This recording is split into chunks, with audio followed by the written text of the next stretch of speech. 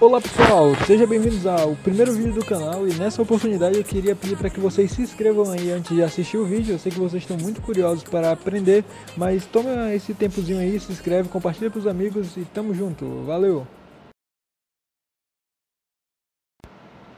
Olá pessoal, sejam bem-vindos a mais um vídeo aqui do nosso canal, na verdade o primeiro vídeo aqui do nosso canal Agrorotina. Eu sou o Melk e hoje vamos começar uma série que tem como tema, né, a introdução à nutrição de ruminantes. A gente vai tomar esse tema como o carro-chefe da nossa saga, que é a nutrição de ruminantes, e vai ser dividido em vários vídeos. O vídeo de hoje a gente vai estar falando um pouco sobre as particularidades, a gente vai estar apresentando o sistema digestório de um animal ruminante.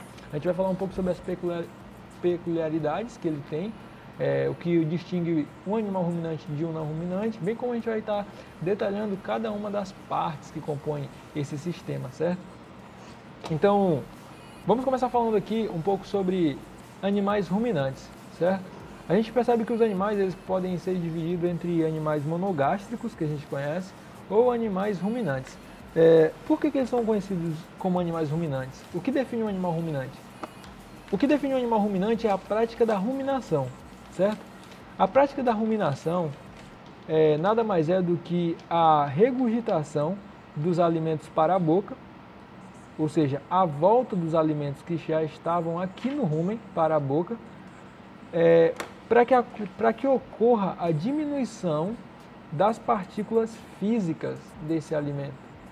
Ou seja, falando de uma visão evolutiva, a gente pode dizer que os animais no passado eles se encontravam em situações de vulnerabilidade em relação aos seus predadores.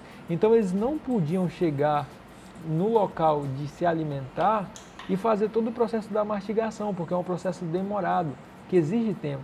E durante esse período eles poderiam se tornar vulneráveis à predação. Então eles poderiam acabar por morrer. Então eles faziam o quê? Eles faziam a captura, certo?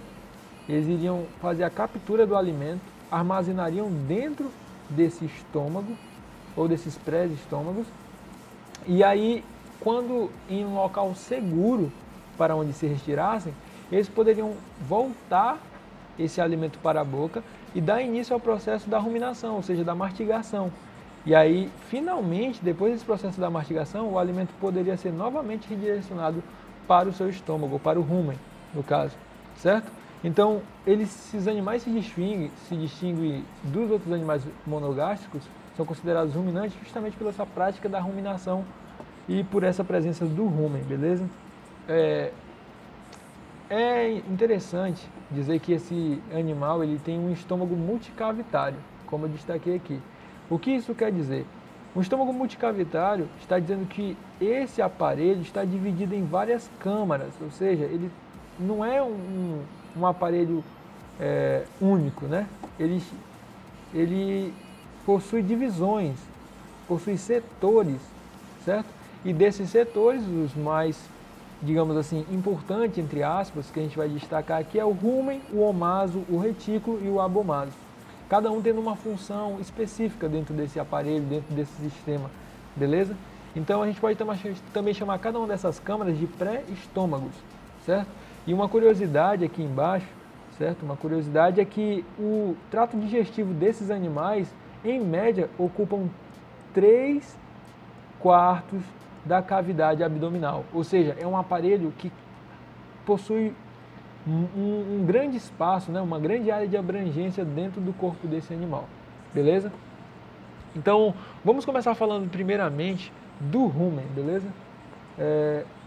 Vamos começar destacando que dentro desse rumen, ao longo também de processos evolutivos, o animal desenvolveu uma simbiose com micro-organismos, podendo ser esses considerados bactérias ou protozoários ao longo do tempo. E esses micro-organismos e bactérias, eles são perfeitos, ou seja, são ideais para esse sistema, uma vez que eles podem ajudar a fazer o metabolismo de alguns carboidratos contidos na parede celular vegetal, certo? Então, na parede celular vegetal é redundante, mas enfim, na parede celular dos vegetais, certo? É muito interessante destacar isso, que dentro desse rumen a presença de bactérias e protozoários. E inclusive a gente vai ter outro vídeo falando só sobre a diversidade dessas bactérias aqui dentro desse aparelho, beleza? Então vamos lá, vamos falar um pouquinho sobre o rumen. O rumen, se a gente vir aqui para essa segunda parte do nosso quadro, ele vai falar que uma das funções é de armazenar o alimento que é trago pelo esôfago, da boca ao esôfago, e uma dessas suas funções do rumen é armazenar esse alimento. Consequentemente, após o armazenamento, a sua outra função é a fermentação desses alimentos pelos micro-organismos, que a gente vai falar um pouquinho lá na frente, certo? A terceira função, no caso do rumen, a gente pode considerar como uma mistura, certo? O papel dele é fazer a mistura ou realizar a divisão física dessas partículas de alimentos que foram ingeridas pelo animal. Então ele vai fazer tanto a mistura, ou seja, é um aparelho que está em constante movimento, dilatação e retração, contração e retração, certo? Para que possa ser realizada uma mistura, uma divisão física dessas partículas.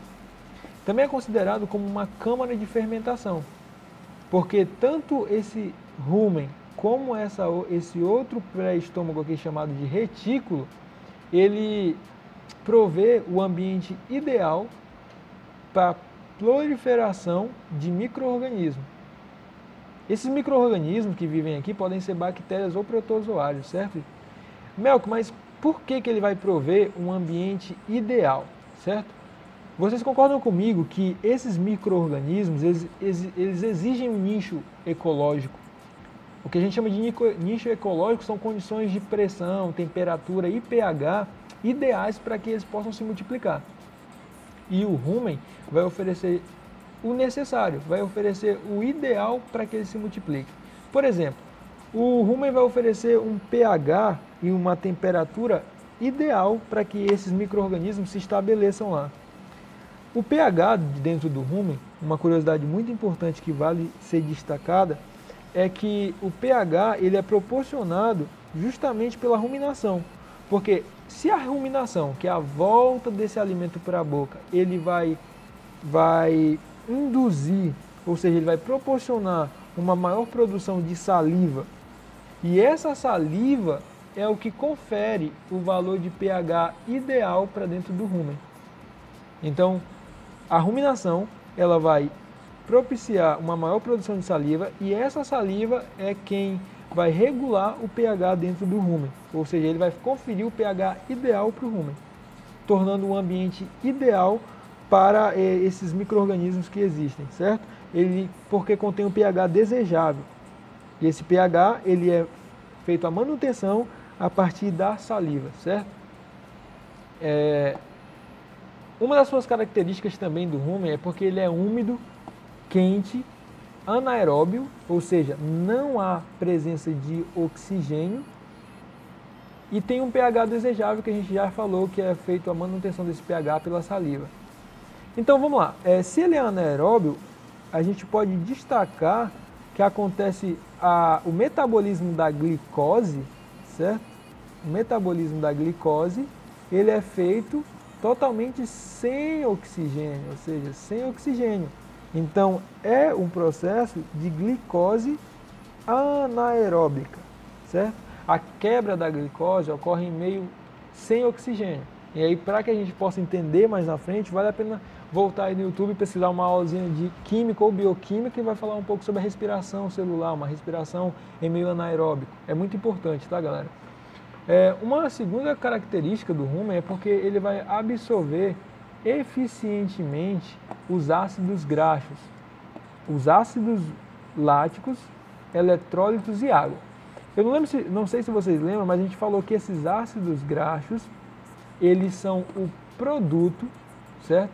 Vale lembrar aí, anota, os ácidos graxos, eles são o produto da fermentação bacteriana que ocorre aqui dentro do rumen.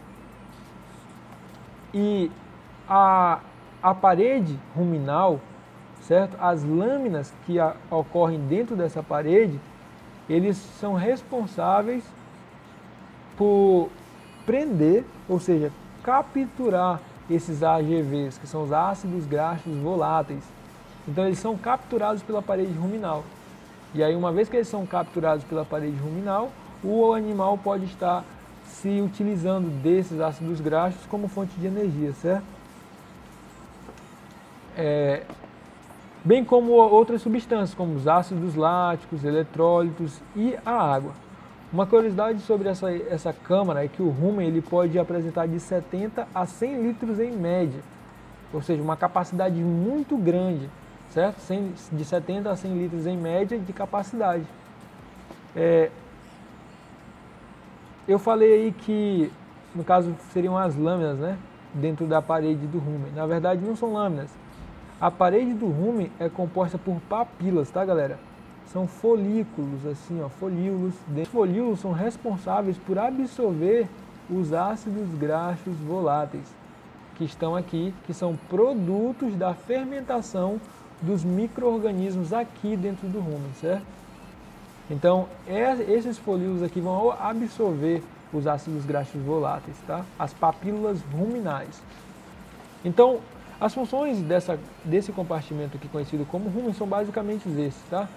Vamos agora partir para o retículo, que é essa porção aqui, ó, desse sistema. Ele tem uma função muito específica, certo? Que é a seleção das partículas que vão entrar pelo esôfago para o rumen ou que vão sair do rumen para a ruminação. Então, o papel do retículo é justamente isso. Ele é responsável por devolver o material grosseiro ao esôfago para que ocorra a ruminação, certo? Então, se o material ele vem aqui com partículas muito grandes, o responsável por se contrair ou se expandir para que ocasione essa movimentação de volta à boca de alimento é o retículo. Ele é o responsável por devolver ao esôfago as partículas mais grosseiras, tá, galera? Então ele vai fazer esse controle do que entra e sai do rumen, beleza? Partindo agora para o omaso, que é essa outra câmara aqui.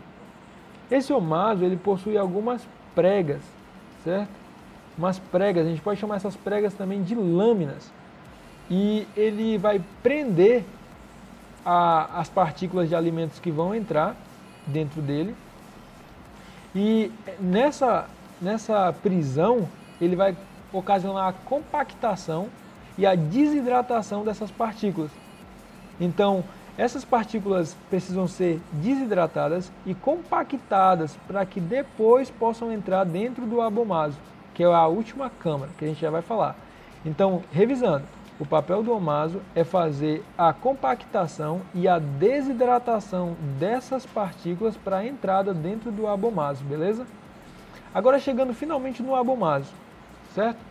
O abomaso ele é considerado o estômago verdadeiro, porque ele se comporta da mesma forma que o nosso estômago que conhecemos, certo? O estômago dos monogástricos. Ele tem papel de secretar o suco gástrico, certo? Que se assemelha muito ao estômago dos monogástricos. E a gente sabe que o papel principal do estômago é fazer a digestão desses alimentos. E quando a gente fala em digestão, a gente compreende como um conjunto de processos que eles implicam na conversão dessas partículas de alimento a substâncias adequadas para a absorção e assimilação do organismo. Então, o abomaso é a câmara considerada como estômago verdadeiro, certo? Ele que é responsável pela digestão dessas partículas e a conversão delas em outras substâncias que possam ser absorvidas ou assimiladas pelo organismo. E após isso, o ciclo segue normal do abomaso para o intestino grosso, intestino delgado e depois intestino grosso, certo, pessoal? Então, basicamente é isso. Vamos fazer um resuminho? Bora lá. Então, a gente falou que esses animais que são considerados ruminantes, eles se destacam dos monogástricos pela ruminação e pela presença do rumen, certo? A ruminação é o quê? É o fato do animal regurgitar o alimento à boca para diminuir o tamanho dessas partículas. Falamos também que esse estômago ele é multicavitário, ou seja, ele tem pré-estômagos, tem várias câmaras. E uma dessas câmaras é o rumen, que é responsável pelo armazenamento, a fermentação do alimento, a mistura e a divisão dessas partículas.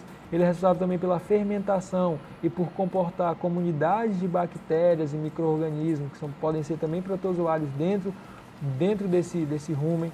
Ele, como característica física ou química dele, ele é úmido, ele é quente, ele também ele é anaeróbio, ou seja, ele não tem a presença de oxigênio, ele tem um pH desejável para os micro-organismos que vivem aqui dentro dele, e a absorção de ácidos graxos liberados pela fermentação biológica acontece dentro dele, certo?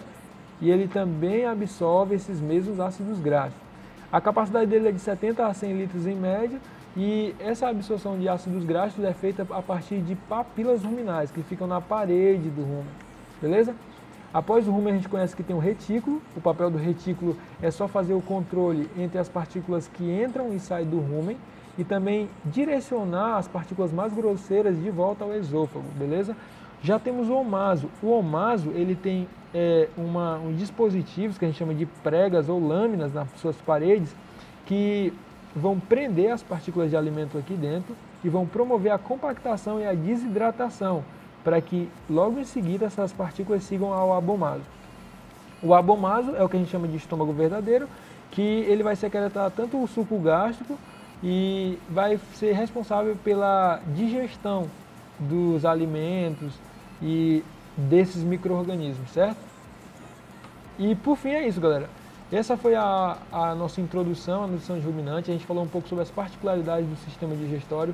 Qualquer dúvida vocês podem colocar no comentário aí, a gente vai tentar responder. Qualquer dica que vocês tiverem também para que a gente possa melhorar nosso estilo de aula, nosso estilo de vídeo, deixe nos comentários que será muito válido, tá? Qualquer dúvida, é só perguntar nos comentários. Fique ligado aí para as próximas continuações, porque virão outros vídeos desse tema que é a introdução à nutrição de ruminantes. A gente vai falar sobre a absorção de nitrogênio dentro desse sistema, absorção de lipídios, absorção de carboidratos. Ainda vai falar um pouco sobre a diversidade microbiana aqui dentro desse sistema. Mas por hoje é isso, galera. Eu quero agradecer você que assistiu até aqui. Espero que vocês tenham aprendido um pouco, tenham feito seu resuminho aí. E não deixe de deixar o seu like, beleza, galera? É muito importante que você nos avalie. Faça um comentário positivo para que a gente possa continuar tendo essa vontade de fazer esses vídeos para vocês. Então é isso, galera. Muito obrigado. Melk na voz aqui. Até mais. Aqui é Agrorotina, é prego batida e ponta virada. Valeu, falou!